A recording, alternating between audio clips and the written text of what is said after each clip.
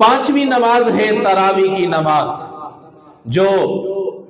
رمضان کے شروع کے دنوں کے اندر تو بڑے شوق اور جذبے سے پڑھی جاتی ہے۔ جیسے ہی 2-4 دن گزرتے ہیں، 5 دن گزرتے ہیں، نمازیوں کی تعداد کم ہونا شروع ہو جاتی ہے، اور پھر جب آخری عشرہ آتا ہے اور آخری عشرے میں بھی صرف آخری 5 راتیں آتی ہے تو پھر نمازیوں کی تعداد بڑھنی شروع ہو جاتی ہے۔ یہ ہماری بہت بڑی زیادتی ہے، اپنے آپ کے ساتھ بھی، مسجد کے ساتھ بھی، اور اللہ کے حقوق کے معاملے کے اندر بھی، کہ اللہ کا یہ حق ہے۔ اللہ کے نبی صلی اللہ علیہ وسلم کی ایک حدیث مبارکہ صحیح بخاری کے الفاظ ہیں، اللہ کے نبی صلی اللہ علیہ وسلم نے ارشاد فرمایا کہ ہم لوگ